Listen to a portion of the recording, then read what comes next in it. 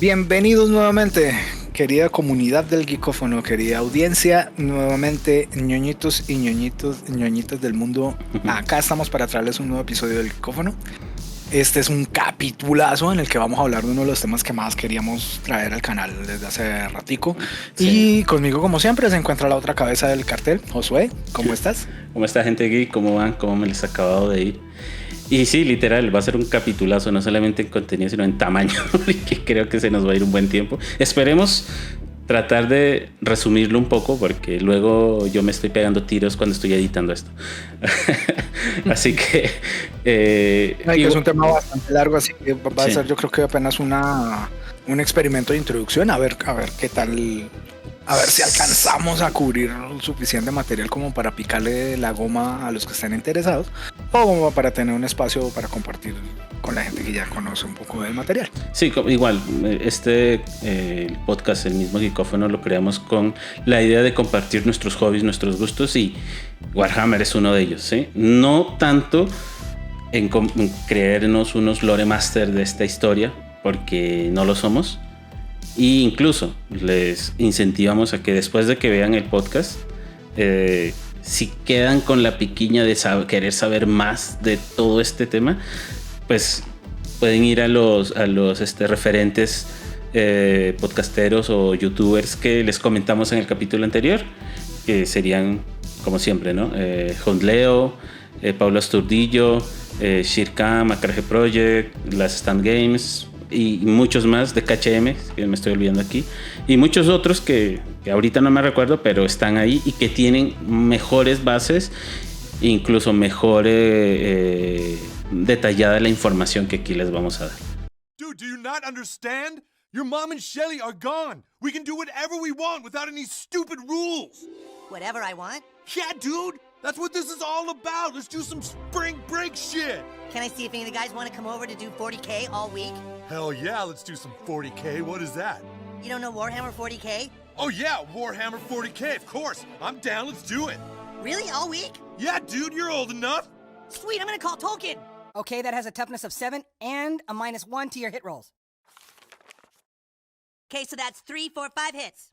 Okay, I'm gonna roll my saving throw, which is 3+. What in the actual are you guys doing? Bueno, pues entremos en materia. Tenemos mucho que abarcar. ¿Te parece si hablamos un poco acerca de... en el podcast pasado habíamos comentado que Warhammer tiene 3 líneas comerciales, digamos, como sus 3 líneas de lore principales. Perdón, mi cafecito. La fantasy. Te va a hacer falta. Sí. Tenemos la línea del fantasy, tenemos la línea del 40K, Warhammer 40.000, y tenemos la línea del Age of Sigmar. Aunque Age of Sigmar y fantasy podrían ir por la misma. Pero hoy vamos a hablar específicamente de Warhammer 40K, el 40.000, que ya en mi opinión personal es mi línea preferida de la ficción de Warhammer. Sí. Josué, si quieres relevar. Sí, también tomamos la decisión de que sea 40K, no solamente porque pues es muy distinto a las temáticas que trata tanto Fantasy como Age of Sigmar, sino también que en 40K está muchísimo mejor explicada la creación de los dioses del caos, que son muy relevantes en Fantasy y en Age of Sigmar. Pero como ya en los códex y en las historias que se cuentan aquí en todo el mundillo de 40K, hay un espacio en el que te explican bien de dónde proceden, entonces queremos ahondar desde ese punto como un inicio para después, cuando hablemos en Fantasy y Age of Sigmar, no tener que volver a retomar de quiénes son o algo así, porque pues aquí van a estar ya. Entonces, pues empecemos ya con esto y a darle, pues como dice, a darle átomos. Bueno, empezando 40K está inspirado o es una ficción que está sustentada en la línea de nuestra realidad, en la línea histórica de nuestra realidad, nuestra realidad como la hemos vivido nosotros, los mismos hechos, los mismos acontecimientos históricos, la misma vaina. Y si te parece, si te suena, yo creo que podríamos empezar con una de las cosas que a mí me parece más apasionante del universo 40K, que es el personaje, la figura del emperador de la humanidad. Ok, vamos con el nacimiento del emperador. Dale, entonces te dejo el espacio y yo luego complemento yéndome un poquito más al pasado. Listo, me parece perfecto. Dice la línea histórica de Warhammer 40K que el emperador es el producto o es una concepción que permitieron unos entes, unos personajes, unas personas con poderes psíquicos a quienes se les llamaban los chamanes. Ellos se sacrificaron para permitir la concepción de esta nueva criatura que sería la epítome, que sería el protohombre ideal, que pudiera ayudar a la humanidad a desarrollarse y a sacarla de sus momentos más oscuros, que está basado en una profecía que los mismos chamanes emitieron en su momento, que la humanidad iba a ser destruida eventualmente por los dioses del caos. Este personaje del emperador de la humanidad es un personaje que se mantiene totalmente aislado como del devenir de la historia de la humanidad, aunque se le ha supuestamente, creo, si me corriges si no estoy mal, se le ha ubicado o se le identifica con algunos personajes históricos reales, como Jesucristo, el César, Napoleón, bueno, Alejandro Magno. Es más como si él siempre estuvo, de cierta forma, siguiendo la evolución humana en cuanto a su progreso, escondido tras bambalinas, y en algunos casos salió a él como a tener una presencia más activa. Que creo que, si no estoy mal, uno de los más conocidos creo que se podría ser como que el César o un posible Alejandro Magno, algo así. Igual, eso varía mucho dependiendo de los escritores que hacen la historia. Correcto. Porque cambia a veces. Creo que tiene un nombre, correcto, pero no me acuerdo el nombre que tiene originalmente. No, ni idea. Esa parte sí la desconozco totalmente. Este personaje yo creo que es el que cimienta las bases mitológicas y el devenir de los acontecimientos de Warhammer 40K. Según la ficción que nos narran en las obras, la humanidad pasa por un montón de etapas en donde llega a un momento muy esplendoroso, que es en los albores del siglo XXI, si no estoy mal, el XXI o XXII, si no estoy mal. Llega a un nivel o empieza a desarrollarse tecnológicamente y culturalmente de una forma tan tremendamente desarrollada que ya empieza a tener un peso en el panorama galáctico. Se desarrollan los viajes estelares, se desarrolla el armamento que después venimos a conocer en las historias tradicionales de 40K. La humanidad establece como una especie de comercio galáctico, empieza a tener contacto con muchas otras especies a tal punto que se le empieza a ver como una potencia galáctica. Y como siempre hay una cresta de la ola y hay una bajada en picada. La humanidad empieza a caer en un desgaste tremendo por el uso, si no estoy mal, creo que es por el uso de inteligencias artificiales, que da pie a algo muy parecido a una historia de los Terminator, que es una rebelión de máquinas. Sí, es que es casi como lo que vimos en Terminator, en Matrix. Esa distopía de la historia en la que el ser humano se conflicta con su propia creación. Bajo esta historia de Warhammer 40K sí pasa, y es el momento en que eso creo que se llama la era oscura de la tecnología, según el lore.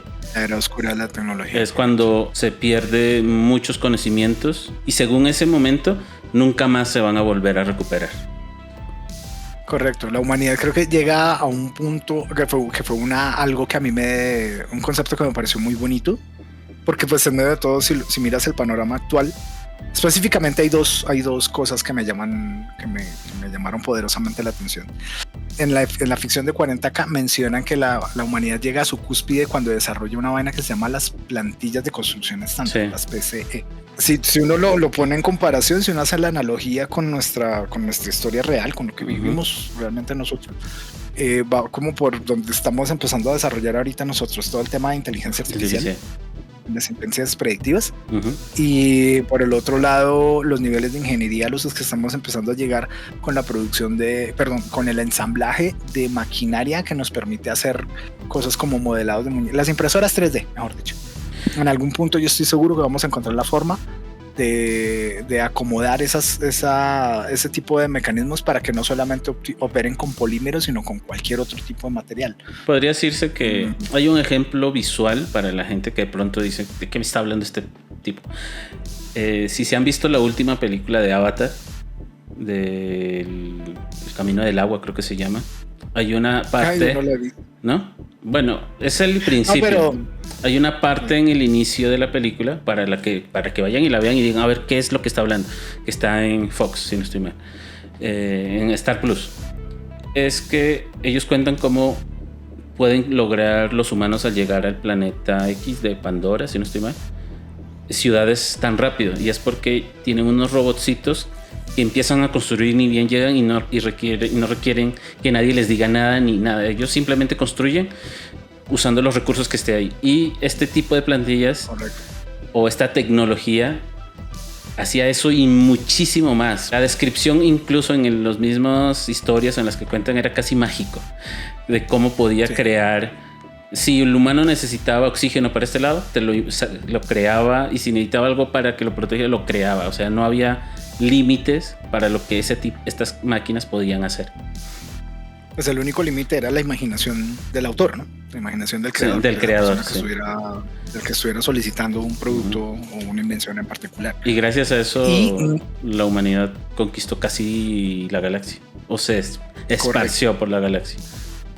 Y ya eran tan grandotes que prácticamente todas las razas que se conocían en el momento que hacen parte del lore de 40K terminaron estableciendo algún tipo de alianza pacífica con la civilización humana, primero por el respeto que imponía, segundo por la superioridad armamentística y también porque pues simplemente nos tenían miedo. Éramos muchos. Nos hablan de tener miedo. La humanidad colonizó prácticamente toda la galaxia, empezó a colonizarla en su gran mayoría. Uh-huh. Y cuando todo se sale de control, cuando empieza a haber esta como rebelión de máquinas, esta rebelión de inteligencias artificiales, todo se va al demonio. Porque obviamente la humanidad termina condenando estos avances tecnológicos, termina condenando su propia creación y termina desterrándola y destruyéndola. Uh-huh. Entonces la humanidad empieza a decaer en un ciclo de... Yo diría que todavía no de superstición, que eso es después. Sí, es muchísimo después. Cuando todo pero sí empieza a haber como un decaimiento de la capacidad humana, de la técnica humana, de nuestras capacidades para gobernar. O sea, prácticamente empezamos a enfrascarnos en guerras civiles pendejas, en guerras civiles locales que diezman el potencial militar humano y su propia capacidad de... Y es incluso ese momento es cuando la humanidad estaba por autodestruirse, y es ahí cuando sale de las sombras y de todos estos lados el emperador a tomar riendas y decir, a ver, ya ustedes les di, como decir, ¿no? Les di rienda suelta para que ustedes siguieran, sí, les estaba ayudando por debajo, todo eso. No pudieron, así que yo me hago cargo de todos y ustedes escuchen. Ya no deja que nadie más tome la batuta. Él es ahora el que va a guiar a la humanidad a un mejor futuro. Y como siempre, pues es una historia muy humana, ¿no? Que depende mucho de nuestras percepciones humanas. Yo de pronto puedo sentir que a veces puede tener un fallo. Es que siempre he sentido, desde que empecé a conocer el lore de 40K, me empecé a pellizcar un poco de que el emperador tiene comportamientos muy humanos y también tiene las mismas falencias muy humanas, que no es lo que se esperaría de un ser con capacidades intelectuales y poderes físicos tan superiores, ¿no? Eso es como uno de los fallitos, de los muchos fallos que pueda tener el lore de Warhammer 40K. Es que por eso también gusta mucho a la gente, porque nosotros lo vemos como el emperador de la humanidad, como el héroe que va a salvarnos, ¿no? Y totalmente fuera de o sea, no es eso. Él quiere una supervivencia de la raza, no necesariamente haciendo cosas buenas y arrastrando sus errores y todas las cosas que conlleva con eso la humanidad.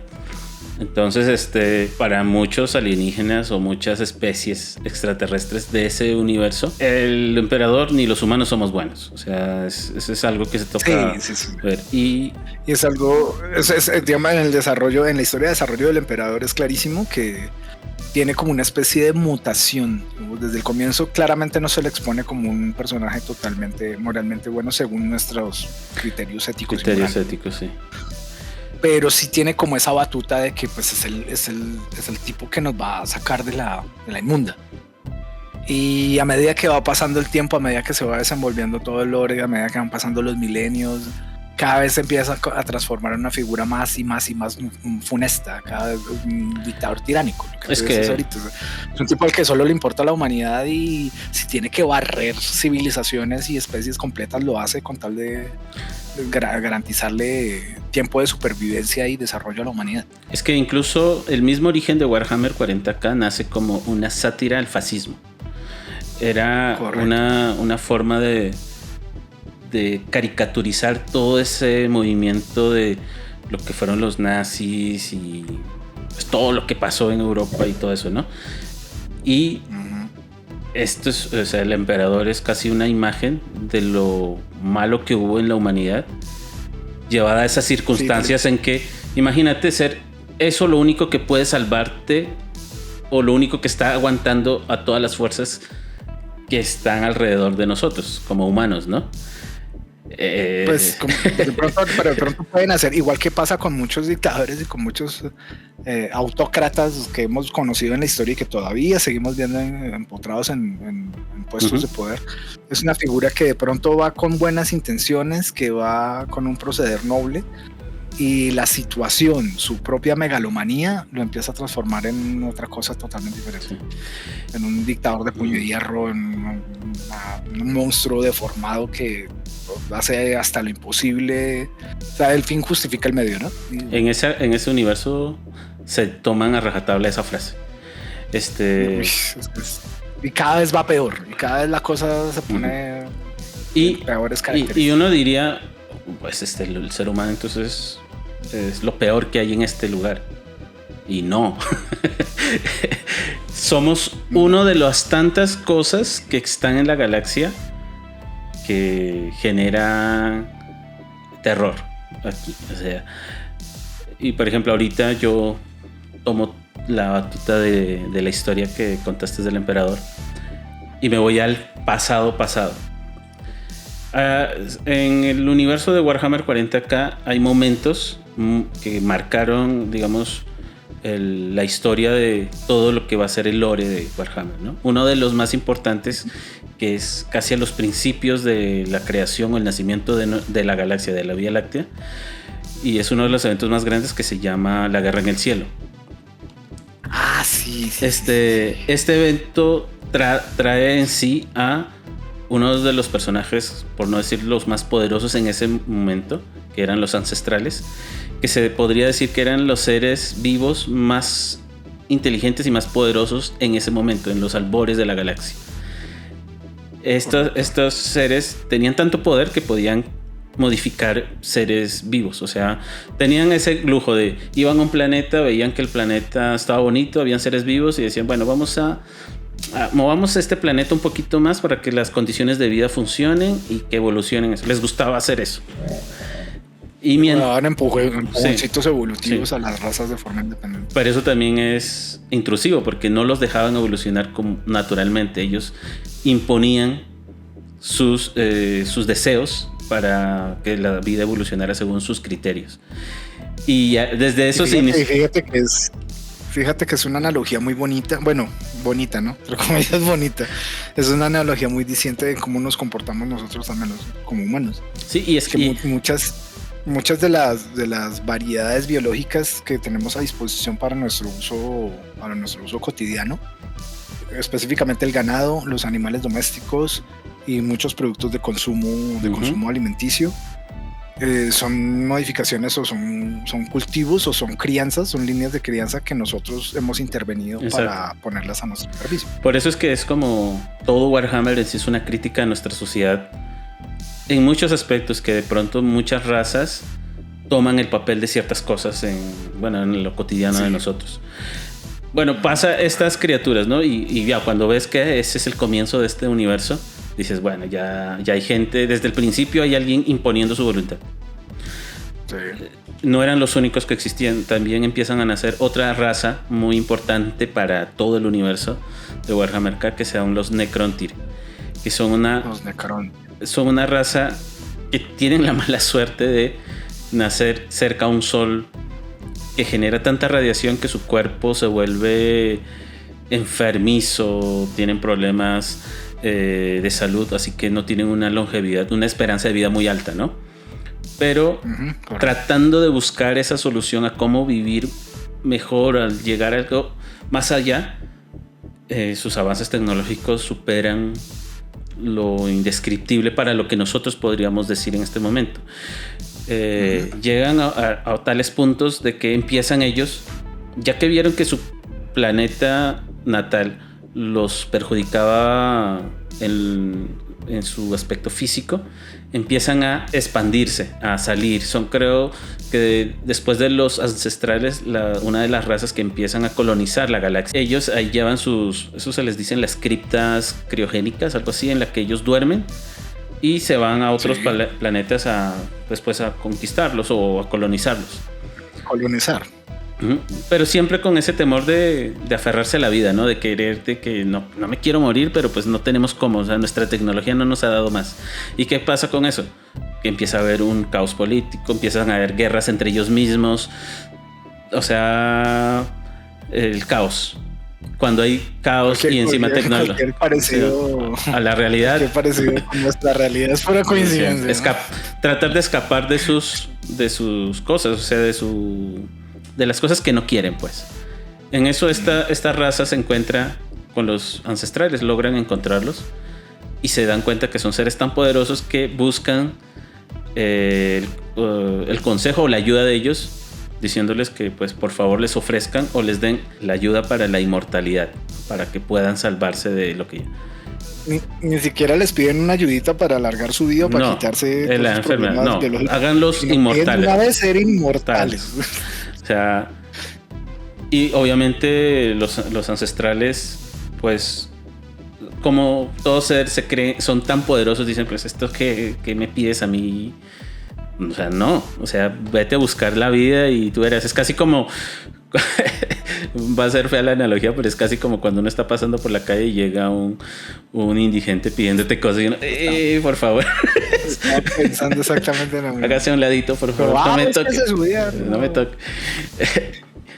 Eso se la hicieron a esta raza tan avanzada. Entonces generaron un odio. Pero entonces, ¿qué pasa? Que en este grupo de líderes, se llama la Triarca, si no estoy mal, ellos se dan cuenta de que la única forma para que su civilización se mantenga es encontrar un enemigo en común y que todo su esfuerzo de las guerras civiles que estaban viviendo se enfoquen en solo un objetivo. Y pues, ¿a quiénes escogieron? A los ancestrales. Empezaron una guerra con esta raza, pero no sabían en qué se metían. O sea, los ancestrales eran una raza muchísimo más avanzada, muchísimo más poderosa. Y... ¿qué pasó? Pues los volvieron miércoles, literal, casi los extinguen. Y aplastaron. Y empezaron ellos a fraccionarse. Incluso se decía que hubo facciones de los Necrontyr que intentaron, o si ellos hubieran podido, hubieran firmado la paz, pero la Triarca nunca los dejó. ¿Qué pasa? Que llega un punto en que ellos empiezan a buscar formas de cómo poder vencer a los ancestrales. Y se dan cuenta en uno de tantos estudios de fuentes de energía y cosas así, que encuentran unas criaturas que se alimentaban de soles. A esas criaturas se les conocen como los Setán. Los Setán, correcto. Y estos Setán, pues eran seres también muy poderosos, porque a ver qué criatura se alimenta de un sol. Pero tenían forma etérea muy gaseosa, como que no tenían una forma física tal cual. Correcto, no tenían una forma física. ¿Qué hacen los Necrontyr en su gran sabiduría? Pues dicen, bueno, estos son poderosos, pidámosle ayuda porque nos ayuden contra estos. Les crean unas especies de cuerpos metálicos con la cual estas criaturas toman posesión y toman forma. Correcto. Bueno, ¿qué pasa aquí? Ya, esta unión de estos cuerpos metálicos que se los dan a los dioses, a estos seres sí tenían una conciencia y no eran tan buenos como esperarían los Necrontyr, ¿no? Toman una forma y ellos adaptan la forma de sus dioses Necrontyr para que sea más fácil el que ellos confíen en estos C'tan. Uno de ellos, de los C'tan, que es el que más tiene que ver con todo lo que le pasa después a los Necrontyr, incluso en su nombre lo dice, pero no sé por qué ellos no se dieron cuenta, que se llama el Embaucador. Esta persona les dice que sí, les va a ayudar con la guerra con los C'tan, con los ancestrales, e incluso que les va a ofrecer esa anhelada inmortalidad que los ancestrales se les han negado. Y ahí es cuando aparece lo de la necrodermis. Les incita a transferir su mente a unos cuerpos robóticos para de esa forma poder vencer a los Necrontyr, a los ancestrales, y poder tener ese poder, ¿no? de vivir eternamente. Cosa que los Necrontyr, desesperados por haber perdido contra los ancestrales en estas guerras civiles, y encima cuando te dicen tu deseo va a estar aquí en tus manos, pues no se la pensaron, no fueron muy listos, la verdad, y se mandaron de cabeza y transfirieron toda su conciencia de su civilización entera, o sea, su esencia, todas la mandaron para allá. Y en ese momento, cuando se transfirieron, se dieron cuenta de su error. Fue en ese momento que ellos se dieron cuenta que había sido un engaño. Porque ¿qué pasó? Que los C'tan se alimentaron de sus cuerpos y en sí de sus almas, y quedaron solamente los datos de lo que fue una vez una de las razas más poderosas tecnológicamente, que incluso cuando se les vuelve a ver en el futuro, en el milenio 40.000, sigue siendo de las tecnologías más avanzadas que hay en toda nuestra galaxia. ¿Qué pasa? Que en el momento en que ellos se transfieren, quedan totalmente a voluntad del Rey Silente, que se lo dice, ¿no? Que es la persona a la que le sirven los Necrones, a los C'tan. Y estos Necrontyr dejan de ser Necrontyr y se vuelven Necrones. Háganse una imagen. Un Necron es un Terminator en todas las reglas. Pero tal y cual, con una mejora todavía, que están hechos de un metal que se les dice metal viviente, que se puede reconstruir. O sea, matar a un Necron es casi imposible. Correcto. Lo puedes frenar, desbaratar, pero en algún momento se va a reactivar otra vez. De esta forma, los C'tan incitan o se llevan a este nuevo ejército que arman, que son los Necrones, a pelear contra los ancestrales. Y ya los ancestrales en este momento ya no pueden, o sea, lo sobrepasan. La cantidad de Necrones que son, más la fuerza que le dan los C'tan, casi los extinguen. En ese momento ellos pues ya crean ellos son los creadores de dos de las razas más importantes también del universo de Warhammer, y es a la de los Eldar y a los orcos. En esos momentos principios no eran los orcos que conocemos, sino eran los Krok. Eran casi como si fueran primarcas. Máquinas de matar. Eran bichos humanoides. Gigantes, porque gigantes que tienen una capacidad de combate brutal. Y no solamente eso, sino eran muy inteligentes. Incluso se dice que esta habilidad imaginativa que tienen los orcos se debe a que los ancestrales grabaron en su ADN la tecnología más avanzada que podría haber existido. Entonces por eso ellos pueden armar cualquier cosa y usando ese poder de la imaginación que tienen, ¿no? Sí, y yo creo que es de las cosas que más me chocan. O sea, es muy chistoso porque porque es totalmente salido de proporción ese concepto del poder de la imaginación de los orcos que ya conocemos en la franquicia tradicionalmente. Es de las cosas más ridículas, pero que da pie a un montón de historias y a un montón de anécdotas. No, y cuando tú los ves dices, a ver, solo le puede pasar a los orcos. Y sí, solo los orcos pueden hacer uso de eso, debido a este tipo de de influencia de los ancestrales que les dieron esa habilidad, ¿no? Que se Entonces, supone que nota es... que intentaron como tratar de darle una justificación medio coherente a esa particularidad tan ridícula que tienen los orcos. Entonces, bueno, ¿qué pasa? Que según los libros y según el lore que he escuchado, llega un punto en que los ancestrales son totalmente eliminados. O sea, sí se extinguen. No hay una... Sí. Según el lore 40.000, no hay posibilidad de que se haya salvado esa raza o quede alguno por ahí. Que yo creería que en un futuro tal vez hagan un retcon y digan, se salvó uno o un grupo y están por allá escondidos. Que de pronto la tienen guardada, porque el retcons tiene Warhammer 40.000 a montones. Y bueno, entonces ya los ancestrales se supone que no existen más en el universo. Pero ¿qué pasa?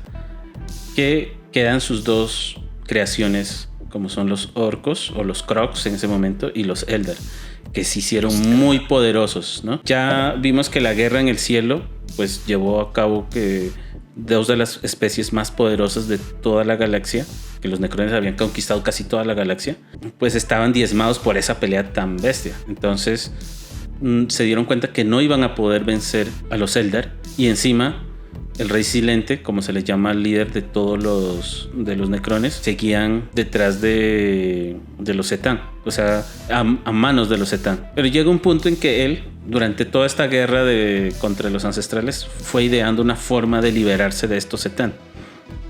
Y ahí es cuando ve un momento de debilidad en que ya habían ganado, los C'tan se hicieron muy poderosos o se creyeron que ya habían vencido a su enemigo más fuerte, que eran los ancestrales.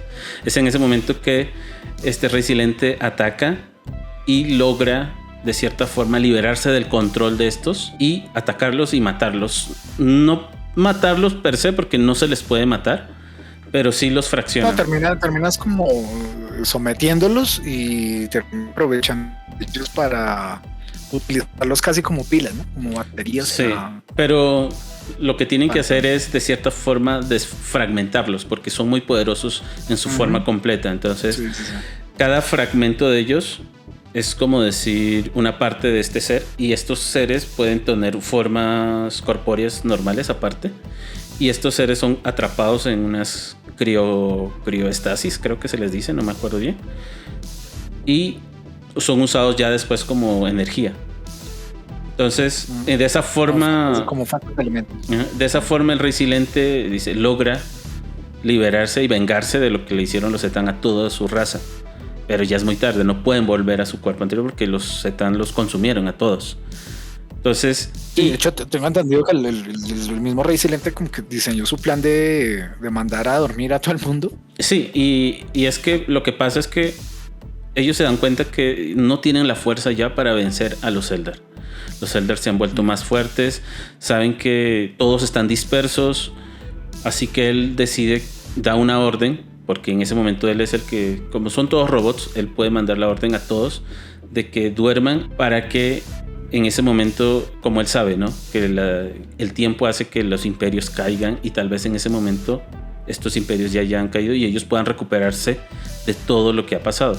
Entonces manda a dormir a toda su gente en diferentes criptas de éstasis que están alrededor del universo. Del universo no, de esta galaxia en sí. Y los libera, quita el control de todos para que todos puedan recuperar su conciencia en sí, esperando que en algún momento en el futuro su imperio vuelva a renacer. Pero él no duerme, él se queda a ver el paso del tiempo y qué razas van a aparecer en el futuro o algo así. Entonces ahí se acaba uno de los momentos más importantes en sí de la guerra en el cielo, pues de todo lo que fue antes de que naciera la humanidad. Ahora, en esos momentos aparece o empieza, bueno, no es que aparezca, ya estuvo en la galaxia una esencia que se llama el Immaterium. Este Immaterium es lo opuesto a lo material, pues lo que nosotros decimos como el mundo de los demonios o de los fantasmas, o algo que está más allá de lo tangente, ¿sí? En este universo creo que existe popularmente en algunos creadores de contenido lo he identificado o le llaman es la disformidad. La disformidad, sí. Esta energía es donde se se almacenan casi todos los pensamientos o las emociones de todas las razas o que tengan alma, y van a parar allá. Se decía que al principio ese lugar era pacífico porque pues nadie pensaba en cosas violentas ni en estas cosas, ¿no? Hasta que aparece la humanidad. La humanidad, pues en sus momentos se considera que de todas las razas es la que más energía envía al Inmaterium en cuanto a emociones. Entonces, en la ira, en el miedo a la muerte, con el miedo a la muerte de los humanos, nace Nurgle, que sería el dios de la decadencia, que es una criatura que se enfoca todo en la putrefacción, en la muerte, en el miedo, en la ira, en la rabia. Nace Khorne, que es el dios de la sangre o de la ira, y de los engaños, de las mentiras de los humanos. Nace Tzeentch, que es el dios de lo mismo. Entonces toda esta energía llega a este Inmaterium y da luz a estas deidades que al principio pues no se podían alimentar de los Necrontyr, porque ya no existían. Poco a poco los humanos, con el tiempo en la historia y todo eso, somos los que les vamos dando, bueno, al principio les vamos dando su forma de hacerse más fuertes. Ahí es cuando entra lo de los chamanes y se explica un poquito por qué los chamanes deciden crearse una sola unidad, que sería el emperador. Y es que pasa que, según la historia los chamanes, cada vez que morían, eran de las únicas especies en el universo, o bueno, no, en la galaxia, que iba a la disformidad y podía volver. Por eso reencarnaban en seres, ellos otra vez. Entonces un chamán que moría reencarnaba siendo él mismo. Pero ¿qué pasa? Que después... Ellos eran conscientes del campo de existencia que existía en la disformidad o el Inmaterium. Y ellos eran conscientes de lo que se estaba gestando ahí. Uh-huh. Y la profecía de la que hablábamos hace un ratico la emitieron ellos en ese sentido. Uh-huh.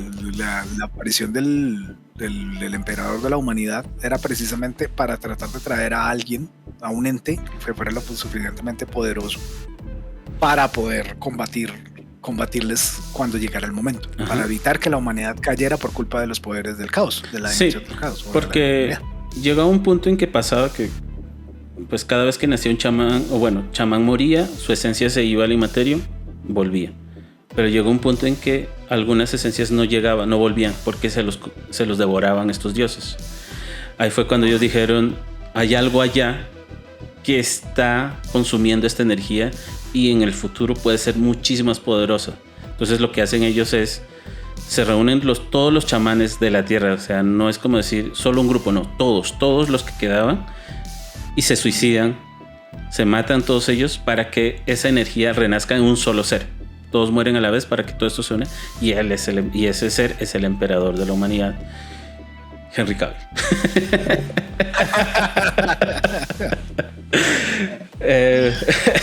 No vaya a ser después, ¿no? Pues yo estuve ahí, como es el mismo universo. Ay, no. Entonces, en el proceso de la humanidad se crean ya estos seres caóticos que son Tzeentch, Nurgle y Khorne. Pero se estarán preguntando los que sepan algo más, dicen, pero son 4 dioses, ¿dónde está el cuarto?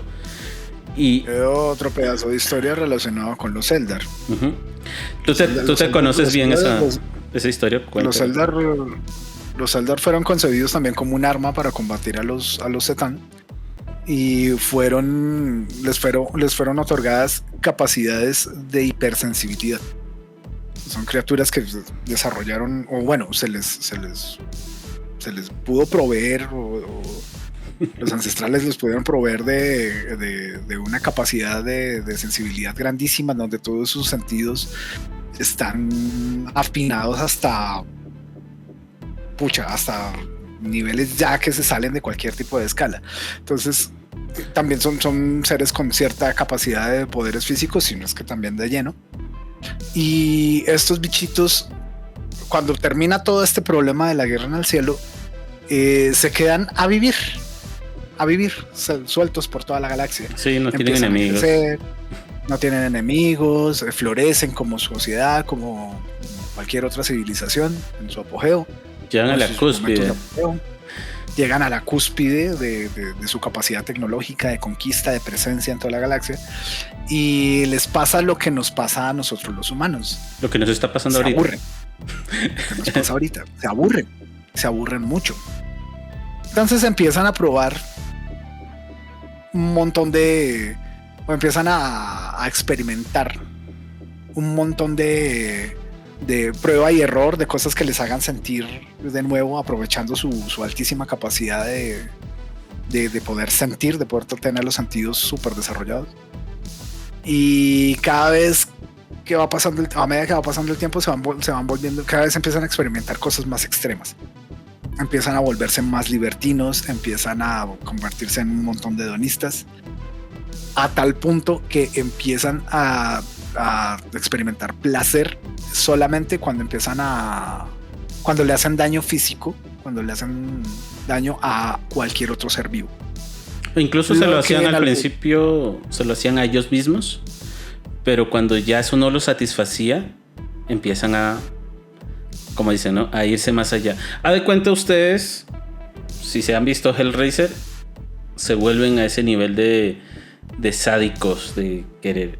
Y eso hace que la facción en sí se parta en dos. Pues, disfrutan, o sea, mezclan el disfrute sexual con el disfrute puramente visceral. En cualquier sentido. En cualquier sentido. Entonces, cada vez empiezan a volver más y más depravados. Uh-huh. De todo este accionar, de hacer toda esa sesión de como ese hunt law, esa práctica de matafollar lo que se les vaya atravesando, uh-huh, empiezan a alimentar una nueva esencia en la disformidad. Esa nueva esencia es la que se termina transformando en el cuarto Señor del Caos, que es el grandísimo Slaanesh. uh-huh, Que cuando aparece, cuando se gesta, cuando por fin toma como su esencia, queda totalmente condensada y se transforma ya en un ser, en un ente consciente, coge a todos los Eldar. Tú habías dicho que ellos se fragmentaban en dos facciones, ¿no? sí. Que son si no estoy mal, son los Drukhari Y los Eldar. y los Eldar normalitos. Este bicho, Slaanesh, cuando nace, lo primero que hace es devorarse al 90 y tanto % de la población de los Eldar que estaban por ahí, sí, pululando en la galaxia. Según lo que he visto, el nacimiento fue tan bestia, o sea, la explosión de energía fue tan bruta que el Inmaterium se hizo material. O sea, abrió un espacio y ese espacio se le llama el Ojo de Terror en el centro de la galaxia, en el que de ese lugar nace Slaanesh. Hace un portal, crea un portal en el que se puede pasar al Inmaterium y viceversa, o sea, del Materium al Inmaterium y del Inmaterium al Materium, solo en ese lugar, y instantáneamente Slaanesh devora casi el 99% del alma de los Eldar que estaban. Bueno, tú sigue ahí. Y lo peor es que termina condenando a esta raza de los Eldar. Porque de ahí en adelante, cada vez que un Eldar muere, Slaanesh se devora su alma. Ya no va al Inmaterium, donde debería renacer y otra vez, sino va directamente a la boca de Slaanesh a comérselo. Y de ahí es que nace el cuarto Señor del Caos. Sí. Que es, creo que de las cosas más locas y de probadas que se han imaginado esta gente de 40K. Creo que no. Sí, es que pues cuentan, según cuentan muchos de los creadores de contenido, hay muchos pasajes de algunos de los libros que hacen parte de toda la literatura de Warhammer 40K que a veces es difícil leerlos. Sí, porque son muy descriptivos y el nivel de depravación. Y es que cuando los Drukhari y los Eldari pues se separan, los Eldari pues dicen: me voy a alejar de ustedes porque están muy locos, nosotros queremos mantener nuestro camino Jedi, el que sea de los Eldar, de que son unos hedonistas de lo que sea, pero nos limitamos, o sea, nos guardamos nuestras reservas, no pasamos más allá, un límite, ponen una frontera. Sí. Y se alejan en sus ciudades nave, que son planetas nave, creo que les dicen, no me acuerdo ahorita, pero son naves tan gigantescas que podían rivalizar un planeta o algo así. Entonces se van con su facción. Y los Eldar tienen una tecnología que les enseñaron los ancestrales que se llaman la telaraña, que es una forma de portales que pueden pasar por la disformidad sin problemas de que se vayan a volver locos o de encontrarse con criaturas X, y pueden ir de un lado a otro de la galaxia facilísimo. ¿Qué pasa? Que los Drukhari pues viven ahí, están metidos ahí, y ese grupito pequeño de Drukhari quedan ahí, que son los depravados en todos los sentidos, que uno creo que una de las unidades más bestias de los Drukhari se llaman los homúnculos. O sea, no busquen esa vaina ni qué es lo que hacen, porque es bizarro esa vaina. Ellos logran sobrevivir a esa explosión de Slaanesh y de que se los comieran, pero casi por suerte, se podría decir, porque están en un punto en que Slaanesh los puede alcanzar, pero a la vez no quiere hacerlo, porque esta gente, con el nivel de depravación y todo lo que hacen, le dan placer a Slaanesh y le gusta que hagan eso. Entonces, de cierta forma les dice: sigan haciendo eso y yo no me los como. Me voy a comer eso que ustedes me manden, esa esencia, esa energía. Y de cierta forma los Drukhari tienen que hacer todas estas cosas horribles que le hacen a otras razas en todo el universo de Warhammer 40k, con tal de que Slaanesh no se los coma. Entonces es casi como decir: yo te voy a hacer sufrir para yo poder vivir. Porque sí. y sí, se cuentan en los libros y en las historias que de todas las razas que existen en el universo de 40k, ellos son los más depravados en lo que te pueden hacer, y te lo pueden hacer por miles de años, porque si tú llegas a estar con ellos, tú no te mueres. Ellos deciden cuándo te mueres y puedes estar convertido en cosas horribles. Hay una imagen visual, o sea, mental, que me creó este youtuber Bricky, que fue del que yo saqué toda esta información. Es que él decía que o él leía un pasaje en el que capturaban a una persona y lo despellejaban, lo curaban y lo volvían a despellejar, lo curaban y se lo hacían a su familia para que lo viera y sufriera eso. Y cuando se aburrían de esa persona, llegaban y lo convertían como en una especie de obra de arte sanguinoliente y gritando, y que iba a estar ahí quieto y iba a estar sufriendo hasta aquello ese día o por la eternidad. Y te mantenían vivo así. Entonces tú podías ser un sillón, puedes ser un candelabro, o sea, lo que sea. Entonces, cuando te pones a ver ese nivel de depravación que trae Slaanesh o todo lo que tienen los Drukhari, tú no quieres quedar, tú prefieres matarte antes de que los Drukhari te agarren. Claro. Entonces, Slaanesh nace a partir de eso. Pero pues ahí también hay otra cosa que me gustó de muchos youtubers que comentan, y Bricky también lo cuenta en su video. Nosotros vemos ahorita a los 4 dioses del caos como algo maligno, ¿no? Como seres que solamente representan lo peor, pero también tienen su lado opuesto.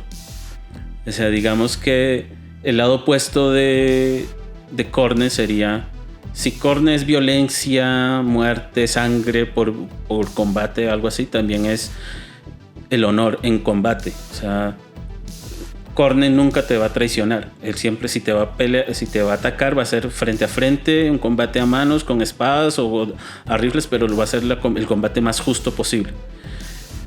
Porque eso le gusta. Incluso si tú logras vencer a su campeón, él te va a dejar ir porque dice: lo hiciste en combate, está bien. Eso es lo que te da. Si es Tzeentch es el dios de la mentira, del engaño, pero también es el dios del cambio. Entonces él te da la premisa de que no necesariamente si estás sufriendo toda tu vida vas a sufrir, en algún momento vas a poder cambiar o vas a voltear las tornas a tu favor. Entonces te da esa oportunidad, ¿no? de que tengas esa visión de un posible cambio en tu futuro, así sea nefasto, vas a poder estar bien. Nurgle, su representación, que es la muerte y todo eso, pero también es la representación de la paz. O sea, porque con la muerte llega la tranquilidad. Te vas de este mundo y te quitas todo lo que va... un renacimiento en sí, como dicen, ¿no? Porque de la muerte nace vida. que a pesar de que eso no es una vida muy agradable, que son los monstruos y esto, pero pues es el simbolismo que da él, ¿no? Y Slanesh también te dice el placer de los gozos, pero lo que te está dando también es el poder de las sensaciones, del superarse a sí mismo en cuanto al arte, de decir, bueno, yo quiero hacer una pintura y quiero ser más allá de esto, quiero ser más sensible a estas cosas, o el placer de comer, comes algo y te da esa sensación de felicidad. O sea, todo eso abarca también Slanesh. Entonces están esos dos lados de la moneda en cada dios. Entonces, pues es como algo muy parecido, haciendo la analogía con lo que nosotros vivimos en nuestra realidad, pues es como es la naturaleza. ajá, En la naturaleza tú ves a un leopardo, una chita, un tigre, una tigresa, uh-huh, van de cacería y acribillan lo que se les caiga encima, lo que puedan cazar, así sea una cría o un cachorrito de algún animal menor, pero es precisamente para es la voluntad de sacrificio que ya tienen impregnada en su genética para ir a llevarle la comida a sus propios cachorritos. sí, es El ciclo de la vida en el que tú ves las flores muy bonitas, ves un atardecer muy lindo, un cielo despejado y muy bonito, pero todo eso se transforma, en algún punto uh-huh, se transforma. En algún punto se tiene que transformar y es el preámbulo a todo uh-huh, lo que va cambiando en la naturaleza. Una manzana o unos frutos lindos de un árbol que caen al piso se pudren y son la semilla para otro árbol, uh-huh, o son el sustento de otras especies. Entonces es un concepto que a mí me parece súper interesante, que es mostrar a estas entidades que parecen ser conscientes, pero que no obedecen a la voluntad ni a los estándares ni a las percepciones humanas. Y es que eso es algo chévere que me gustó después cuando lo vi, es que todos decían, pero si estas criaturas que nacen en el Ilmaterium bajo estas emociones, ¿por qué nunca se ve completamente su otro lado de la moneda? Y es que ahí somos responsables, según la historia, de los humanos, porque nosotros, sí, al ser de los seres que más energía sensorial enviamos al Ilmaterium, también somos los que más energía sensorial negativa enviamos al Ilmaterium. Entonces, como hay más de lo negativo, pues es lo que más se representa en estos seres del caos. O sea, la historia misma de la humanidad es violenta, está llena de vicios, de temores y de engaños. Entonces, eso es lo que más va a reflejar estos dioses.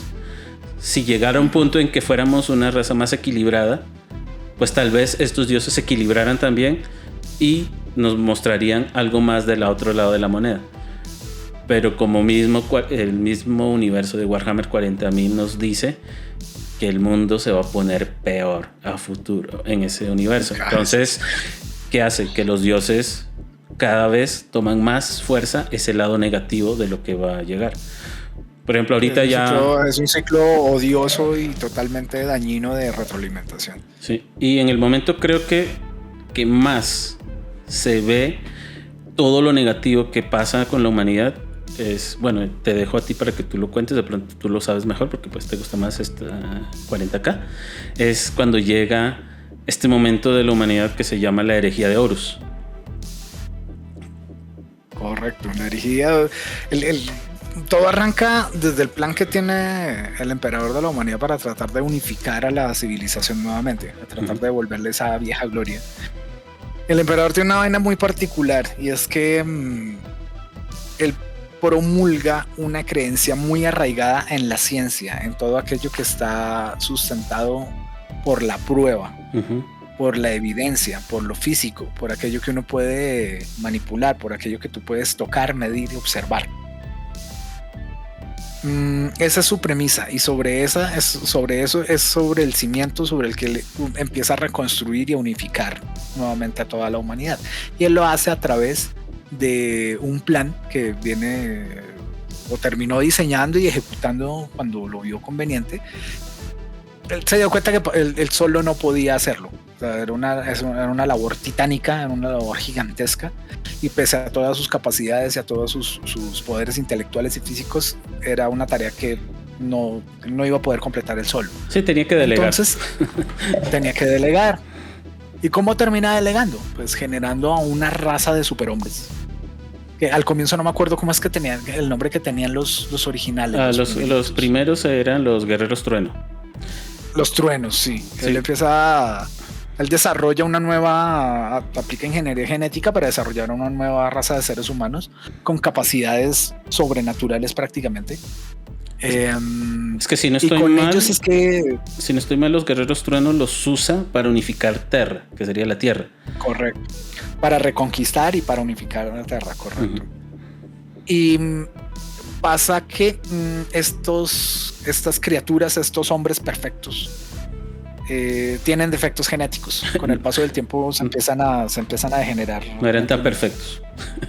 No eran tan perfectos. Entonces empiezan a convertirse en tipos muy violentos, en líderes rebeldes, difíciles de controlar, que ya prácticamente en sus momentos finales de existencia terminaban siendo eran máquinas de matar sin conciencia. Sin conciencia y sin voluntad prácticamente. Entonces retoma del error, aprende del error y termina desarrollando, hace una nueva versión de estos superhombres, a los que con el tiempo posteriormente se les vendría a llamar los primarcas, que son sus 20 hijos, sus 20 amados hijos, que representarían una característica. ¿Son 21? Es que es un chiste interno del...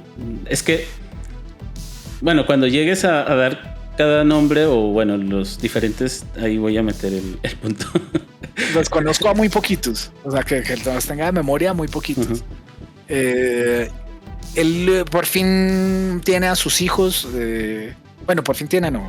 desarrolla a sus hijos. Sí, porque no son hijos nacidos. Son hijos genéticos. Son seres hechos hechos con la mejor tecnología que en ese momento podía tener el humano. Y ahí hay una cosita que sí te voy a meter aquí la cucharada. Y es una cosa de que se le dice que después no sé en qué parte fue que lo escuché, creo que fue en Bricky o en otro youtuber, y es que ahí cuentan una de las cosas y de las mentiras del emperador, porque el emperador se basa toda la idea de que él dice que todo va a ser desde el punto de la ciencia porque nada más existe, no hay nada más allá, pero él sí conoce el peligro de los dioses del caos, que es lo opuesto a lo que él quiere decir que no existe. Pero ¿por qué lo dice? Es para que los humanos no crean en él, en esas criaturas, y les den poder, ¿sí? Para que no se hagan más poderosos. Pero para crear a los primarcas, él hace un trato con los dioses del caos, para que le den, para que le den a él un poder. Todos los dioses le dan poder a él, y ellos creían que él lo iban a poder dominar, pero él logra sobreponerse a eso y usa ese poder que les da para crear a sus hijos, para crear a los... Y ese ser que podría haber sido corrompido por los dioses del caos se le conoce como el rey oscuro, que posiblemente pudo haber sido, o sea, en el momento que existió, que fue nada, fue en el momento que le dieron el poder, los dioses del caos sintieron su error porque dijeron, este es más fuerte que todos nosotros, y ahí se dieron cuenta que tenían que temerle al emperador, porque creo, si no estoy mal, el emperador tiene una de las habilidades, y es el único, si no estoy mal, que puede matar a un demonio. O sea, realmente matarlo, dejarlo, porque se supone que cuando tú matas a un demonio lo envías al Imaterio, o sea, él nunca va a morir, lo devuelves. A la disformidad, pero el emperador es el único psíquico en toda esta galaxia, o no sé, más allá del universo, que puede matar realmente a un dios y extinguir, o sea, destruir su alma completamente. Por eso le tienen, por eso le tiene miedo, y él crea un arma que es una espada de fuego que ahorita la tiene uno de sus hijos, que tiene ese mismo poder. Pero bueno, te devuelvo la palabra ya después de meter la cuchara. No, de hecho ese dato no lo conocía.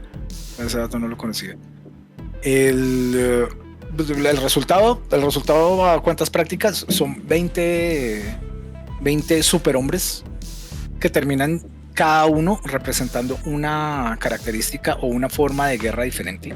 Ujú. Y que terminan siendo ellos quedan como desperdigados por toda la galaxia. Hay inconvenientes a mitad de camino. Creo que la chica que les da luz, la mujer que les da luz, no está del todo convencida y alcanza a percibir Es que como las segundas intenciones y las cosas como medio malucas del emperador. Entonces, para tratar de cortar el rollo y tratar de cortarle el plan y evitar que sus hijos sean modelados por la voluntad del emperador, sino que tengan su propia oportunidad de decidir su destino, los distribuye y los manda.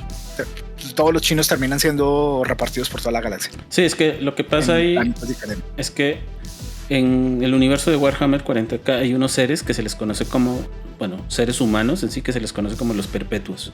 Son seres que nunca van a morir, o sea, si mueren, renacen. Entonces, tanto el emperador como hay uno que se llama, que no me acuerdo el nombre de la mujer, de la que ellos toman la base genética, porque pues ella no los da a luz per se, porque todos son in vitro, pero la base genética de ella, más la del emperador, es con la que nacen estos 20 hijos del emperador. ¿Qué pasa? Que ella, cuando están haciendo la transfusión de toda esta energía, más los poderes del caos y todo esto, se dice que ella en ese momento se da cuenta de que él ve a sus hijos como objetos, no como seres. Correcto. Entonces, no los ve como seres sí. con voluntad. Entonces dice, él los va a usarlos y después los va a desechar, ¿sí? Entonces, en ese momento de debilidad, los dioses del caos se dan cuenta del plan que va a hacer el emperador, de que si logra tener éxito y controlar a estos niños, ellos van a perder. No tienen cómo vencer a estos superhombres, ¿no? Y ahí deciden hacer un plan y dispersan a todos los 20 primarcas por la galaxia. Correcto. Ya el emperador, con el paso de los años, prende una campaña para tratar de volver a reunir a sus hijos perdidos. Uh-huh. Y cuando tiene éxito y logra tenerlos todos a la mano, a cada uno termina dándoles un no sé qué será, es un ejército hiperpelotón, megabatallón. Sí, los pone a... los pone a liderar una de las múltiples facciones de su imperio. Sí, es que... para que lleven a cabo su campaña de reconquista y su campaña de reexpansión nuevamente. Sí, es que ahí, por ejemplo, se les llama los... Bueno, ahí nacen los capítulos. Pues los Astartes, que son los soldados los capítulos de Adeptus Astartes. Sí, cada capítulo nace o se crea en base del código genético de un primarca en específico. Entonces estos Astartes se consideran en sí hijos del primarca y siguen su voluntad, y la única persona que está más allá que el primarca es el propio emperador. Entonces ellos son voluntad de sus primarcas. Mira, aquí tengo los nombres de los 20, los voy a decir así rápido. Es que está Lion L. Johnson, que se le dice León. Lionel Johnson. Hay otro que se le dice Purgado porque no se conoce su nombre, se borraron sus datos de la historia en sí del imperio. Muchos dicen que para llegar a ese punto debiste haber hecho algo muy terrible, que se borrara tu información. Pero también Games Workshop, por ahí he leído que lo usaron como una forma de que los propios jugadores se inventaran sus propios primarcas. Entonces, si querían que fuera aliado, entonces como para que lo dibujaran, dije, no, el mío es este y su pelotón es este, y me invento eso. Por eso crearon esos personajes. Está el otro que es más... una estrategia inteligente, la verdad. Sí, se llama Fulgrim, Perdurabo, Chagatai Khan, Leman Ross, Rogaldor, Conrad Kurz, Sanguinus, Ferrus Magnus. El 11º pues estaba Purgado también. El 12º sería Angron. El 13º es Robute Guilliman, que también es uno de los muy importantes. Mortarion, Magnus el Rojo, Horus Lupercal, que también es súper importante en toda la historia. Lorgar Aureliano, que también es muy importante. Vulcan, que es uno de los que más me gustan. Corvus Corax, y ahí entra el que yo digo que es que mucha gente dice el 21 y el 20, que sería Alfarius Omegón, que son dos hermanos gemelos. Entonces okay. se les considera uno, pero son dos. Entonces, ¿qué pasa? Que su unidad en sí se enfoca todo en el espionaje y en el subterfugio. Entonces, todos los Astartes, incluso él es de los primarcas que no es tan grande como sus hermanos, tiene el mismo tamaño de un Astartes normal, y todos los Astartes se visten y se ven igual que él. Entonces nunca nadie sabe quién es quién, ¿sí? Y todos cuando tú les preguntas cómo te llamas, te dicen Alfarius o Omegón. Entonces nadie sabe quién es, pero se sabe que uno de ellos muere en la batalla de Horus. Y entonces todos toman la misma cara del primarca que queda. Entonces por eso se dice que son 20, pero pues eran... Ahí es la broma que todos dicen, ¿son 20 o 21? Sí, no sabía que no conocía ese detalle interno de los gemelos. Siempre lo dicen, creo que incluso de Jontlea lo dice, Ricky lo dice, pero no lo dicen de forma directa. Te dicen, son 20 y te dejan así como que ya a uno le toca investigarlo. Es que son dos, pero pues pasó esto y por eso se consideran que... De los cuales pues el que toma más relevancia en algún momento, el hijo más querido del emperador, que es Horus Lupercal, que es el primarca más querido, más amado, es la niña de los ojos del emperador. Es casi como si fuera un simbolismo con Jesús y Dios. Y Lucifer. Es el carismático, el que se la lleva bien con todos. Y él dice, todos vamos para allá, todos se van para allá. Si pide ayuda, todo el mundo llega a ayudar. Si alguien le pide ayuda, él siempre está disponible. Después el rockstar del combo. Es el que se pensaría el incorruptible. El incorruptible. O sea, nadie se imagina que alguien como él tomaría malas decisiones en algún momento. Hasta que esta historia sí no la conozco bien, pero más o menos conozco el devenir hasta lo que se conoce, o el evento que se conoce como la herejía de Horus. Uh-huh. Y es que en algún punto creo que el emperador, bueno, primero el emperador le oculta los planes, le oculta su conocimiento acerca de la disformidad y los dioses del caos a todos sus primarcas. Sí. Nunca les dice nada, nunca les comenta de qué va el rollo, qué es lo que está pasando con ellos y cuál es el plan que él tiene en la cabeza. En algún punto, teniéndolos a todos reunidos en una celebración, no me acuerdo, o con en una marcha, una cosa así, tiene un gesto odioso con Horus Lupercal. Horus creo que le cuestiona algunas inquietudes que tiene acerca de sus planes por devenir y todo el rollo, y abiertamente el emperador le deja totalmente claro que no le puede contar todo porque no le tiene la suficiente confianza. Uh-huh.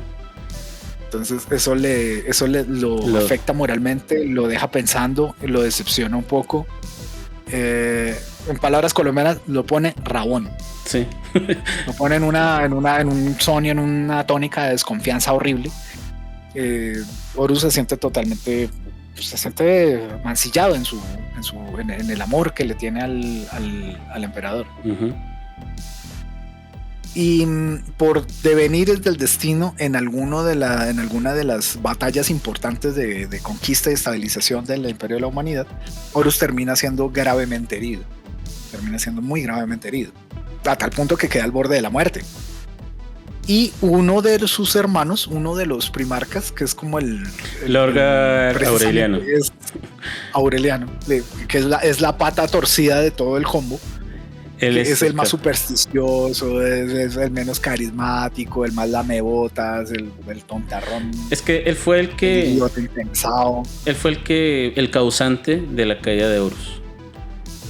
Y es prácticamente o a resumidas cuentas, termina siendo como el fundador no oficial, si no es que sí el oficial, de la religión que posteriormente va a regir los destinos del imperio. Sí.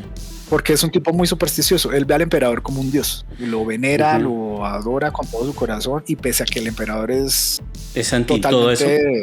Anti todo eso y lo trata mal y lo humilla en público y no le da ningún tipo de lugar en su mesa prácticamente. Hay un punto en el que se rompe esa relación por un evento que pasa, y es que el emperador se entera de que él empieza a hacer la religión de ver al emperador como un dios.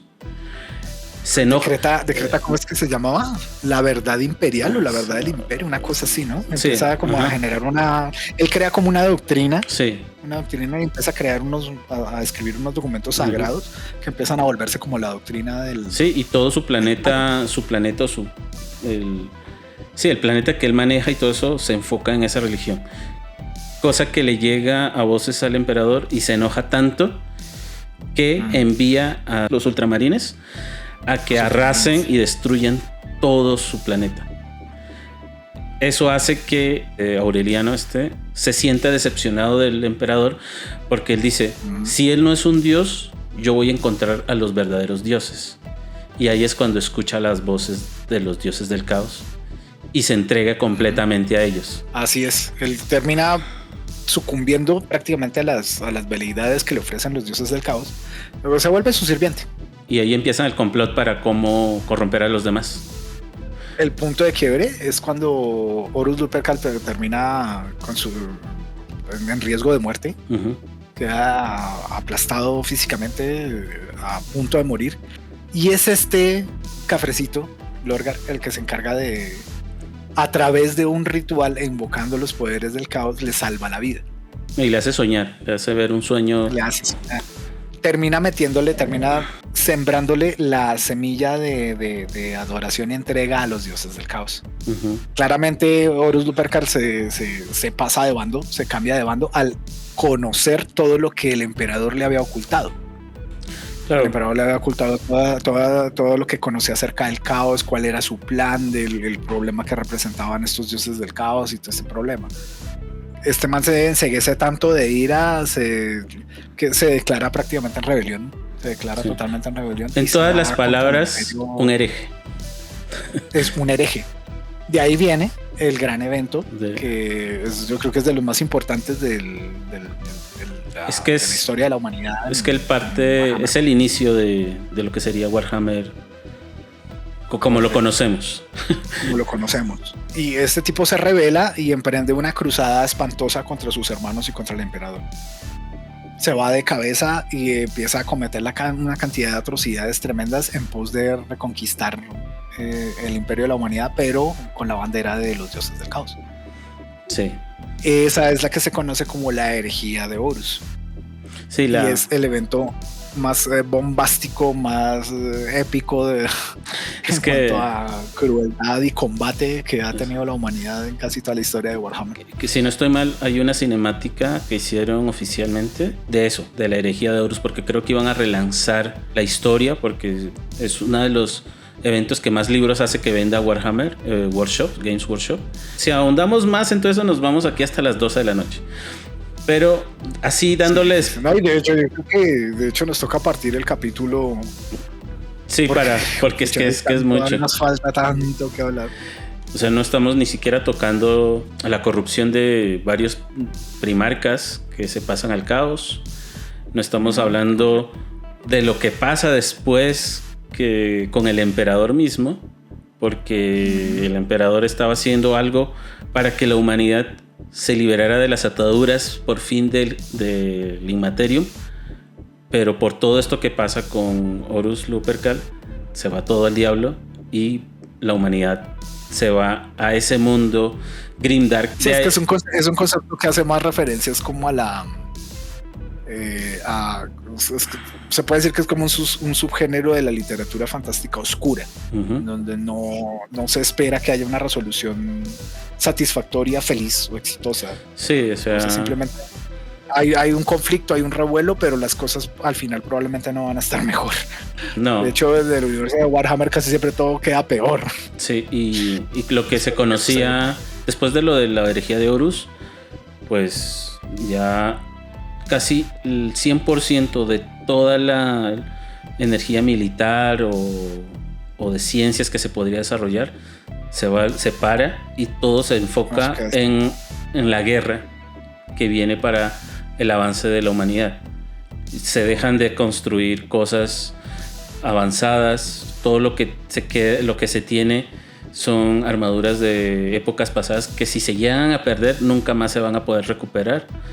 Está otra facción de los seres humanos que son el Mechanicus, que son enfocado en robots. Ahí, por ejemplo, saltamos una parte importante de la creación del Mechanicus, una batalla que tiene el propio emperador con un fragmento de los Zetan, que sería el dragón estelar, creo que se les dice, que después se conocería como, o mucha gente piensa que ese dragón estelar que fue encerrado después sería el Omnisaya, que es el dios del Mechanicus. Y ahorita uno de los eventos más grandes que han pasado, que sería la era Indomitus, que es en la que se desarrolla en este momento el lore actual de Warhammer 40K. Así que ustedes están viendo nomás todo lo que falta. Así que sí, así pensábamos que esto se iba en un capítulo y se van a ir dos. Ahora imagínate lo que viene con Fantasy y Age of Sigmar. No. El mes, yo creo que el mes de Warhammer. O sea. Va a ser el mes de Warhammer, sí. Yo creo que lo podemos dejar aquí. Sí. Dejarles así con un abrebocas de la gente que nos vea, el público que nos esté viendo y diga, oh, yo quiero saber más. Como les hemos dicho, están los otros canales que van a ahondar con mejores detalles, más información a esto que van a ver, o que les vamos a comentar. Aquí se los estamos dando de una forma más resumida para que de pronto, si no tienen el tiempo de verse esos podcasts, aquí van a entender a grandes rasgos de qué se trata la historia de Warhammer 40K. No, es una cosa muy resumidita, muy pequeñita, de lo que conversan dos amigos de lo que les gusta de Warhammer.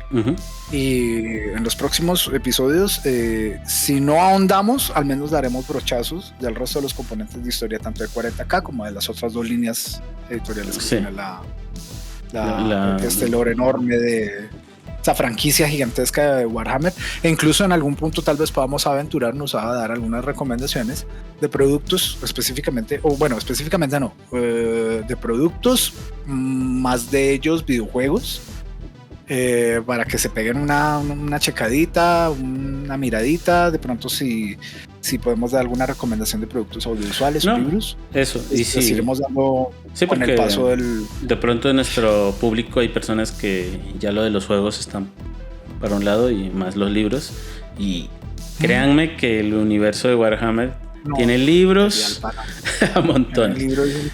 Hay libros, está lo que hablábamos en el anterior capítulo. Esto nació como una empresita de figuritas para pintar, para poder participar en juegos y tener como el jueguito de mesa un poquito más. Hombre, ya hoy en día vamos en un lore o en un conjunto de lores que llevan más de 40 años. Pues que dando historias y publicando. Salió el 85, 83. Ahora imagínense. 80 y algo. Sí. Todo lo que han escrito hasta ahora está ahí. Está en internet.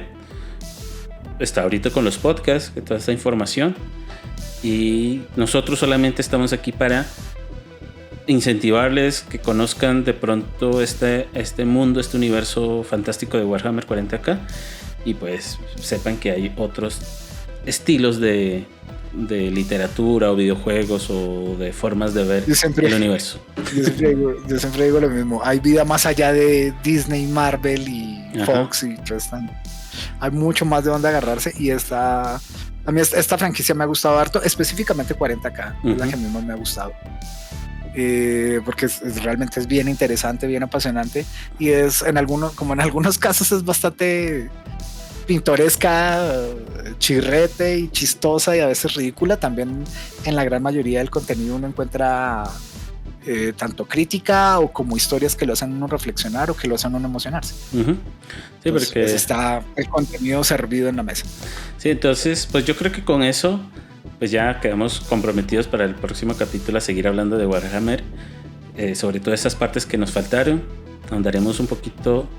Yo creo que también podríamos meternos a molestar un poquito con las razas, de explicar así muy brevemente, porque pues ya hay mejores videos. Nos comimos el Adeptus Mechanicus y nos comimos los Tiránidos, que son dos de las razas que más me gustan. Sí, incluso no hablamos realmente de los orcos, de los Eldars, no. Hablamos un poco más, pero incluso ellos tienen más detalles todavía. Y vamos a volver a ver a los Necrones, que vienen más todavía.